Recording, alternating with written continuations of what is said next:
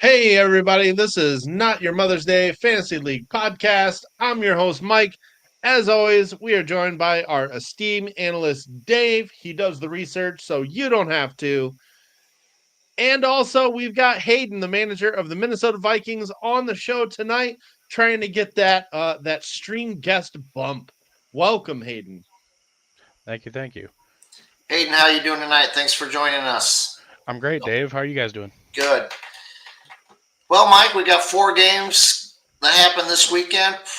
Most of them are pretty much decided already, even though that we're rooting for Gavin to hold on to that upset, but I don't see it happening. We'll get into that later.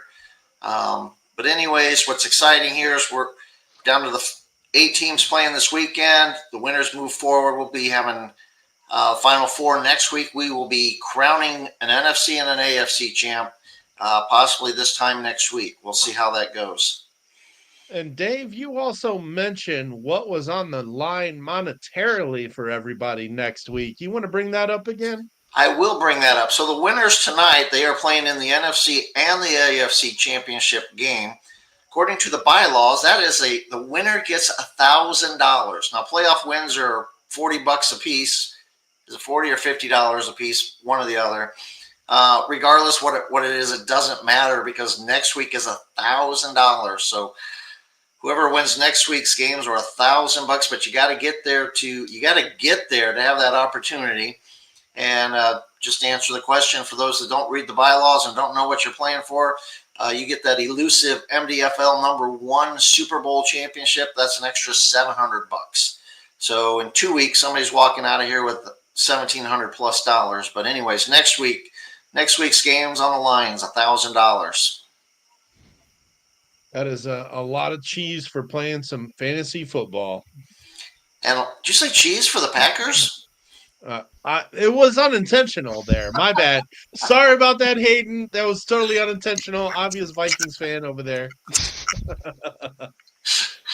A lot of scratch. There you go. There you go. That doesn't mean I'm rooting for the Bengals either. So because I said scratch.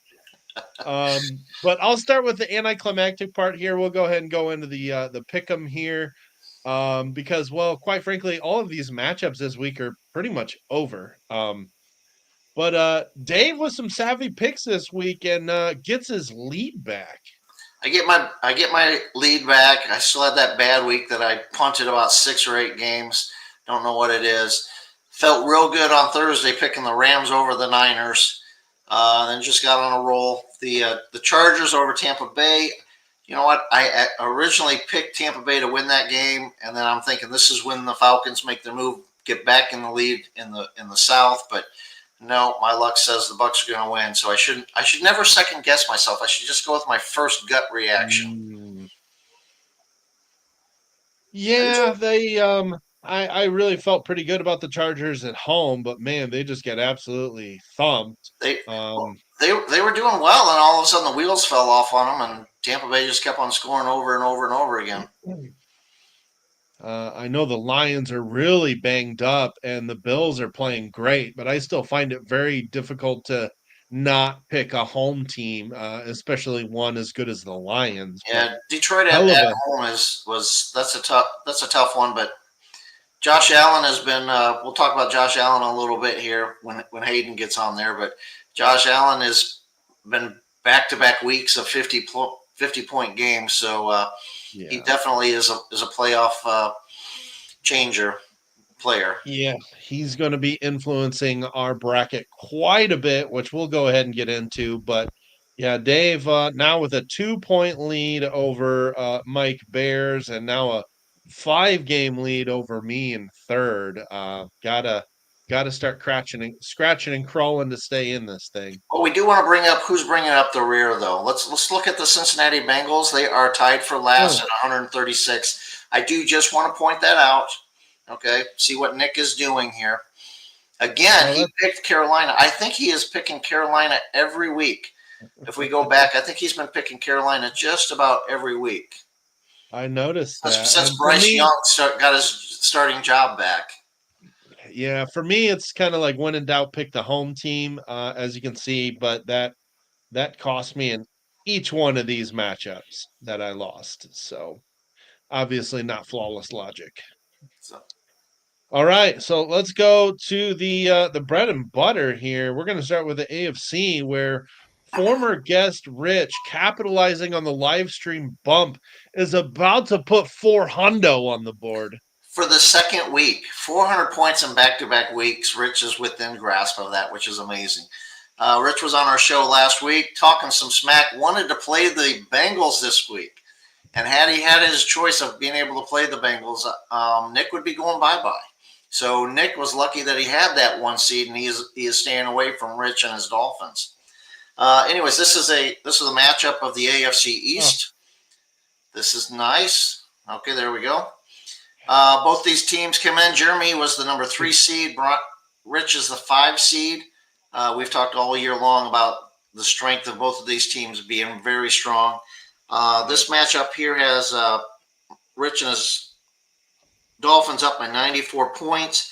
He's got 3 players left, one of them being a coach. He's got a flex player either in Jacoby Meyer or Keenan Allen, his choice. I don't know which one it is. And a linebacker, Caden Ellis. Not to be outdone, but Jeremy has 6 players left. He's got DeAndre Swift, a couple Minnesota defensive ends in Greenwood and Grenard and Van Ginkel. Sorry about that. Got a cornerback in Jack Jones left, a safety in Birdback, and Mooching, I think it is. Anyways, I totaled their average up, and they're averaging about 90-plus points. So they got enough points to get to where Rich is, but not enough to probably going to overcome what Rich has got left with his 3 players left. So I'm thinking on this game here, Rich is going to hit 400 points in back-to-back weeks and roll into his second consecutive AFC Championship game. It sure looks that way on the heels of Josh Allen just putting up 50 burgers. I do want to highlight, we talked about Jeremy's depth all season long, and he's got 299 points on the bench, and not because he has the wrong guys on the bench. He just has that many good players. That is crazy. Yeah. So, I mean, yeah, nobody's starting Cooper over CJ Stroud there. So Yeah, but who would have thought Cooper Rush had almost 30 points this week? Right. He's got Xavier Worthy ready to go for next season. Yeah, he's going to be strong again next year, but just tons of depth. And, unfortunately, he's going to probably fall short here this week. Yep. All right, moving to our other AFC matchup. I unfortunately and regretfully have to inform you all that the Bengals are probably going to flip this score. The Bengals will probably flip this one unless something drastically happens. I hope not, because I'm also a Bijan lover and owner of this league with Bijan. So I think Bijan probably gets his 29 points and is the difference in this game. Nick's up by 29. No, I take that back. Gavin, who's up by 29, he's got 1 player left, and Jonathan Owens, a safety. Nick has got 5 players left. He's got Bijan. We all know how we got him. He's got his kicker and punter. Keep in mind that kickers are people too. Cornerback Kyler Gordon and linebacker Spillane. So plenty of power over there to probably come up with that 29 points that he's going to need, unless everybody just lays down a goose egg, which the other 31 of us probably wouldn't mind if that happens. But yeah, again, I'll just tip my cap to Gavin.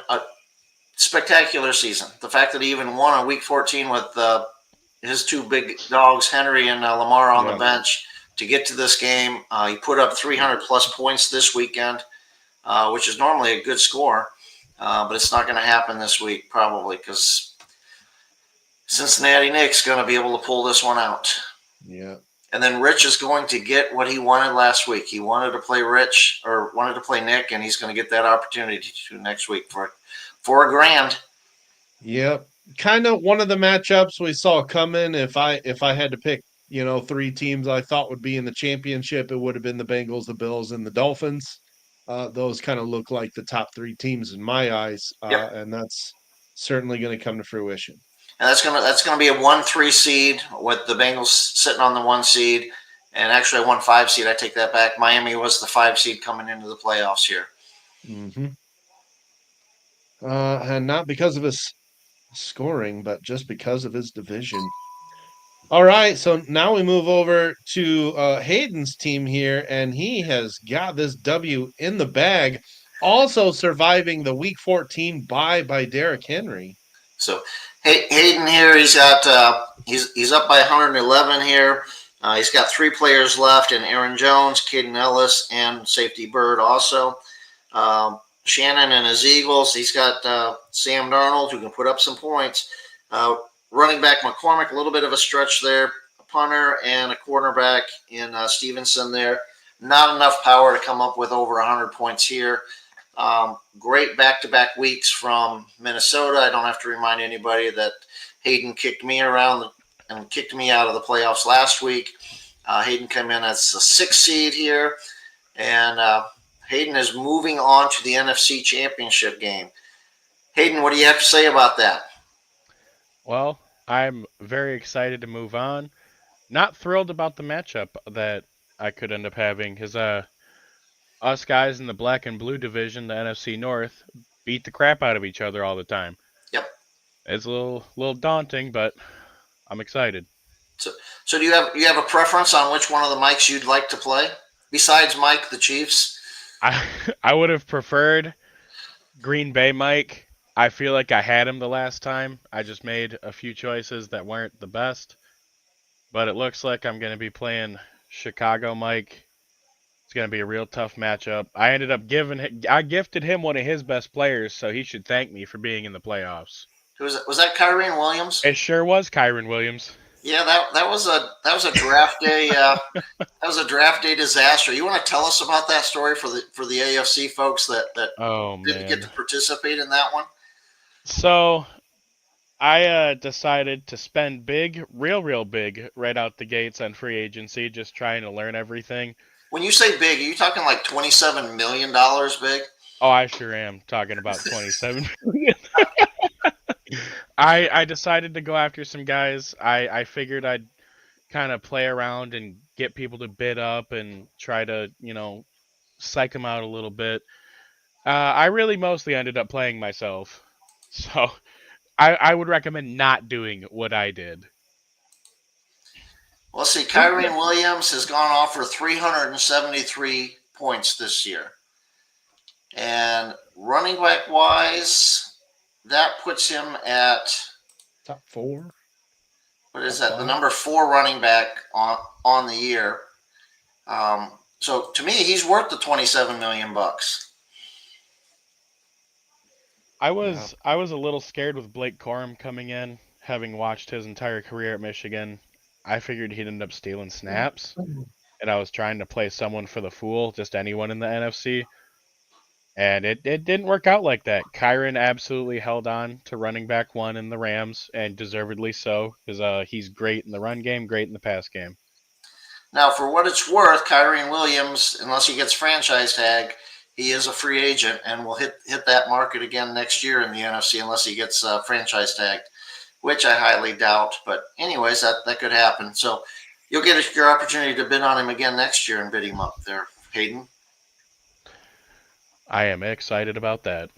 Hayden, tell me a little bit before we move on to the next game. Tell me a little bit about your experience in the MDFL. How's it been for? Obviously, you're sitting really good right now. How'd you feel about playing in that tough NFC North division, and how the season's played out for you? The NFC North has been very rough. It's been good for learning. I bet you wouldn't believe me if I told you this is my first ever Dynasty League. I didn't really know anything coming into the league. Ended up just talking to a lot of guys like you, Dave, and Adam, trying to learn a lot. Played around with trading, trying to understand how people valued everything. Really feel like I've got a handle on it now. I think I know. I've got a pretty good idea of what's valuable, what's not, what people think of picks, players, and just through a lot of trades, some dumb, some not so dumb. Just really managed to put together a pretty decent team. The NFC North, I feel like if I would have made some some better decisions early in the season, I would have been able to keep up with Green Bay Mike, maybe a little bit better. But it's been a really good learning experience, and uh, honestly, it's been a great year. It's been fun. You've been active, and you've been a part of the league. You're part of the one that makes it. You're part of the players that make it fun. That you're active every week, and not afraid to make trades or shake things up or throw a little trash talking around on throughout the week and through the weekend. So it's much appreciated. Hayden, who invited you into the league? Dan McGee did. Dan did. Old Cleveland Dan, huh? Old Cleveland Steamer Dan. So, and this is your first fantasy dynasty football league? It is. Oh, well, good. Congratulations. You've done well. Thank you. Wish you the best of luck next week on your play against the Bears. Obviously, I got to root for you so I can say that I lost to the NFC champ who knocked me out in the first round of the playoffs, right? Absolutely. So there you go. Cool. So hang on. Don't take off yet. We may get back to you later. So well done. Just going to add, this is actually my first dynasty league as well. Unfortunately, I fared a lot better in the first 2 seasons of this league. So. But yeah, excellent job getting this far in your first dynasty league. And for what it's worth, this is my first year in the NFC North. So this is the first dynasty football league I've ever done. I've done baseball leagues before, nothing this much in depth. Oh. This is the most in-depth football league that I've ever been involved with, to have 53 rosters, play with the IDP, play with the salary cap, play with dead money, and everything else that goes with it. So there, like you said, Hayden, there's a lot of different factors that go on to how guys want to build their team and what it looks like and how people evaluate their players. So it's good stuff. So on to Chicago and Green Bay, the battle of the Mikes. Mike Green Bay, he's got the 1 seed, Chicago Bears, the number 7 seed. And if you missed it last week, I'll share again with you. Mike was on the outside looking in, didn't know he was going to make the playoffs until the final game of the year before regular season game. And he got in with the 7 seed, and he rolled through a victory last week, and it looks like he is rolling to another victory this week. Currently, Chicago Mike is up by 55 players. He's got 3 players left. DeAndre Swift, safety Smith, and a linebacker Cashman. Green Bay comes back in with 4 players. He's got a flex player left in either Jacoby Meyer or Madison. And then he's got a couple linebackers, a couple scrub linebackers that it looks like he picked up off the free agent list. His linebackers are really hurting. Linebackers in Hill and Robinson, and a defensive end in Jones. Not convinced that that's enough to overcome the 55 points plus whatever Chicago is going to sign up for tonight.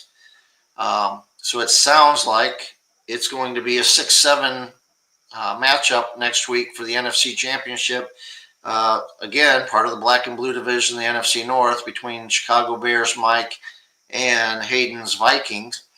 And looking at the schedule earlier this year, they split their series 1-1 of the year, and they'll be playing for $1,000 for this to see who takes bragging rights of the NFC North and who's going to the Super Bowl and the first MDFL Super Bowl. So there's your recaps, Mike.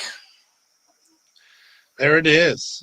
So that means if everything that we have predicted and looks to be happening stays true, then we are looking at a conference finals of Dolphins versus Bengals and Vikings versus Bears.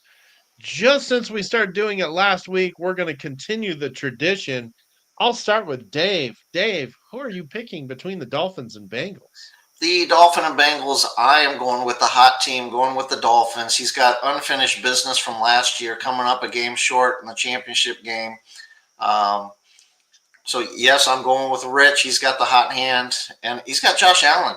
I mean, and Saquon. Yeah. Maybe we ought to take a look. Who do the Bills play next week? Do we know that? That is a great question. I was curious of the very same thing.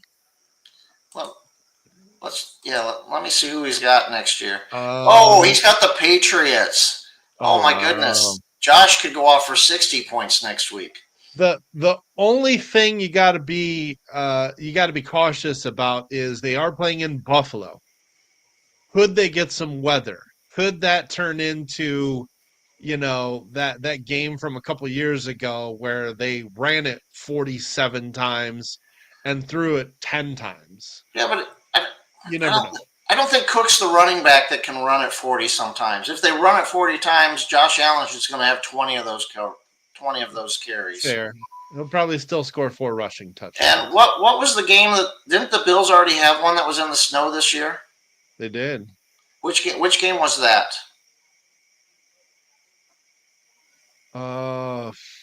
Wasn't that last week? Not the Rams. I mean, 2 they weeks played the ago? Rams last week. It should have been the 49ers. Well, see, even if it was the 49ers, I mean, he still put up 38 points against the 49ers in the snow. Mm. So, And they're building another stadium without a roof on it. All right, Hayden, who you got? I gotta say, I'm gonna take Rich and the Dolphins. They're the hot team. I think they're the team to beat. Agreed. It is a sweep there. I'm gonna give him the live stream bump there. But also his team is just ridiculous right now. So do we have any of our online listeners that are gonna pick and choose for Nick? I mean, I'm feeling sorry for him right now, just a little. But I think everybody's jumping on Rich and the Dolphin freight train that's going to the MDFL championship game. It looks like. Sounds like it. All right, Dave. Onus is on you. Vikings or Bears? Ooh, this is a good one. It's a good matchup. You're gonna put me on the spot here. My heart says I got to pick Hayden because he's the one that knocked me out of the playoffs. But the Bears have been so strong all year and up there in the power rankings. Okay, and I'm as much as I want Hayden to win, I think Mike and the Bears win this game. So take me back, change it to the Bears, and I say that because the Bears have been at the top of the my power rankings most of the year with the amount of points that they've scored. So I'm going to give the edge to Mike. Not to say that Hayden couldn't do it, okay, but I think the Bears have got a little bit more depth, and he's been putting up big points. And what a Cinderella story if he can pull this off coming in as a 7 seed. So I'm gonna go with the underdog here. Go with the 7 seed. I just want to point out that you've got Nick not in our live chat, but in the Slack chat, saying that he's shocked no one picked the Bengals. He should not be shocked if he has read the banner at the bottom of the screen for the last month. Oh, so now he's doing the reverse psychology, saying he'll even pick Rich. So I think if he thinks that Rich should win, I think that he should just put Bijan on the bench tonight and next week and see how that goes. Oh goodness! All right, Hayden. I assume you're picking yourself. I sure am gonna pick myself. That's a good pick, Hayden. You should. And normally I would pick you because you beat me, but the Bears have been part of the top of the power rankings most of the year. I'm going to pick you too. I think you got a better team. I think you got a better team. You've got Derrick Henry and you've got Josh Allen. That can do a lot of heavy lifting for you. And like I said, you're battle tested. You came from a strong division. You won a lot of close matchups. Hell, you also lost a lot of close matchups that could have potentially given you a higher seed. But fact is, you're going to survive to the NFC Championship, and I'll be pulling for you. So, and by the way, we would like to get both of the winners on next week. So of the 4 guys that are left, the 2 that carry through for next week, we'd like to get both of them on the show next week and have them share a little bit about their team and what they're looking about and what they're going to buy me for Christmas with their $1,700 winning or $1,000 winning. It should be easy to get Rich back since he was already on once, so that's nice. Rich is probably going to come back just because he wants that extra, show bump all that extra publicity he got that can help him put up 400 points again. So, Well, and unfortunately for Gavin, calling his shot against Nick did not work.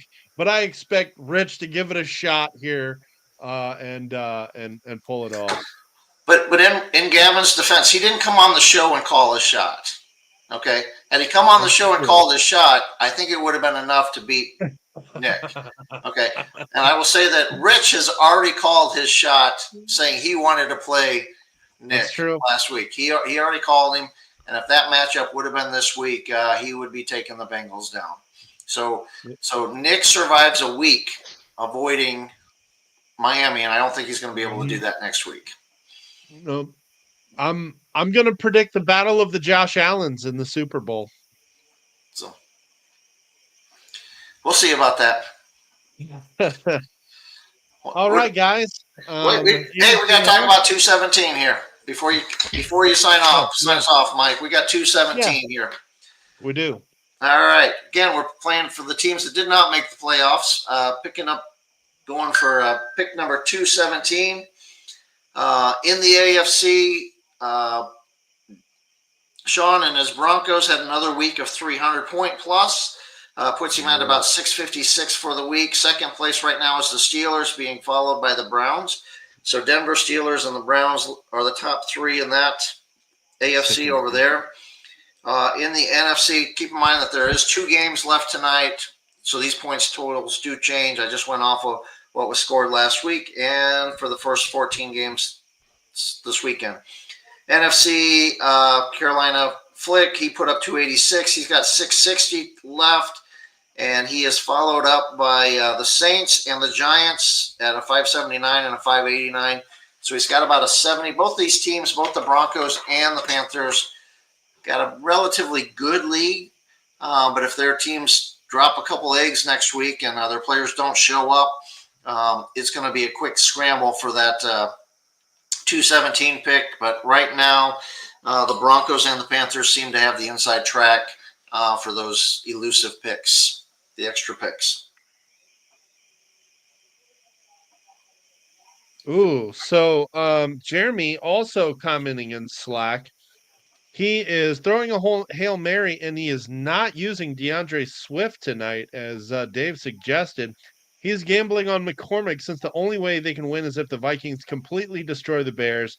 If that happens, he doesn't think Swift will do much. Interesting. It's a Hail Mary.